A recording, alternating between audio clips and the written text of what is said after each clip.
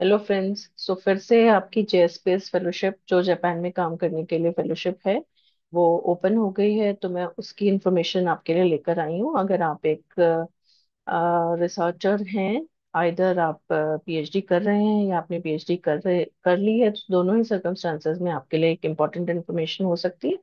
अगर आपको इसके बारे में पता है, वेल एंड गुड। नहीं पता है तो आप ये वीडियो थोड़ा ध्यान से सुने। मैं आपको कुछ रिसोर्सेज जो बता रही हूँ उनको एक बार आप देखेंगे तो हो सकता है आपको इससे बेनिफिट हो और आप इस फेलोशिप को भर पाएं। सो मोस्ट इम्पॉर्टेंट चीज़ जो आपको पता होनी चाहिए वो ये है कि ये फेलोशिप जो 2026 की फेलोशिप है, ये पोस्ट डॉक्टरल फेलोशिप ओपन है सितंबर 26। 5 PM इसकी एप्लीकेशन की डेडलाइन है। जो जेएसपीएस फेलोशिप्स होती हैं वो फेलोशिप्स बहुत डिफरेंट तरीके की होती हैं। कुछ शॉर्ट टर्म प्रोग्राम्स होते हैं, कुछ स्टैंडर्ड प्रोग्राम्स होते हैं। तो अभी मैं आपको बताती हूँ अभी फिलहाल ये किस चीज़ के लिए ओपन है। पोस्ट डॉक्टरल फेलोशिप के लिए ओपन है, लेकिन इसमें भी आपको अलग अलग तरीके की टाइमलाइन है फेलोशिप की कि कितने कितने दिन के लिए फेलोशिप मिल सकती है। शॉर्ट टर्म की, स्टैंडर्ड किस तरह से मिल सकता है, उसके लिए आप देख लें। अभी मैं आपको बता दूंगी कहाँ से आपको क्या इन्फॉर्मेशन लेनी है। दूसरी इंपॉर्टेंट बात जो आपको समझनी है कि आपको जब भी ये फेलोशिप, इस तरीके की कोई भी फेलोशिप आपको अवेल करनी होती है, तो आपको सबसे पहले जहाँ भी जो होस्ट इंस्टीट्यूशन होता है, जैसे जापान में आप जो भी यूनिवर्सिटी या इंस्टीट्यूट अपने इंटरेस्ट से देख करके अपने रिसर्च के साथ जहाँ पे भी आपका म्यूचुअल इंटरेस्ट हो, आप जो आइडेंटिफाई करेंगे उनसे आपको कांटेक्ट करना होगा। उनसे पहले आपको लेटर लेना होगा, या फिर जैसे इस केस में जो ये कह रहे हैं कि इनको एक एप्लीकेशन फॉर्म जापान के होस्ट इंस्टीट्यूशन को साइड बाय साइड आपका सबमिट करना होगा। यहाँ से आप करेंगे और वहां से जापानीज होस्ट आपके इसको फॉर्म को सबमिट करेंगे। So you should be knowing about all these things. आपकी जो एप्लीकेशन की गाइडलाइंस हैं, you just click on this, so you will find the all the guidelines related to this. Important बात जो आपको जाननी है वो ये है कि जो अभी फिलहाल जो ये वाली जो फेलोशिप्स ओपन है, ये फेलोशिप 26-27 सेशन के लिए है, क्योंकि जनरली एक साल पहले से पूरा प्रोसेस शुरू हो जाता है, because it's a long process. तो ये जो जेएसपीएस प्रोग्राम है, जिसे बोलते हैं the Japan society for the promotion of science, ये फेलोशिप है।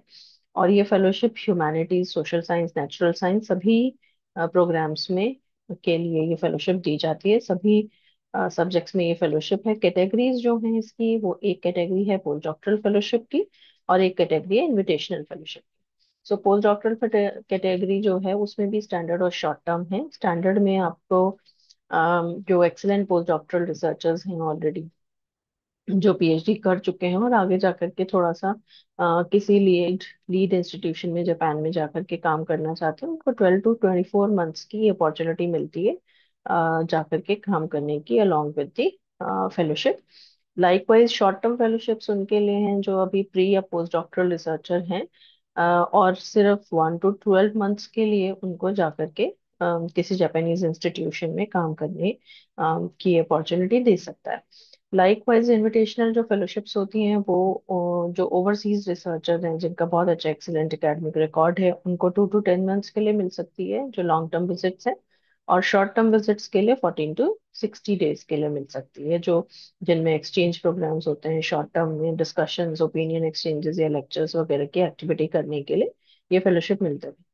तो इसमें और बहुत सारी चीजें डिटेल में दी हुई हैं, but I do not wish to go into the detail of this particular guideline. अगर आप इंटरेस्टेड होंगे, आपको लगेगा कि आप भर सकते हैं, तो आप इसमें देखिएगा।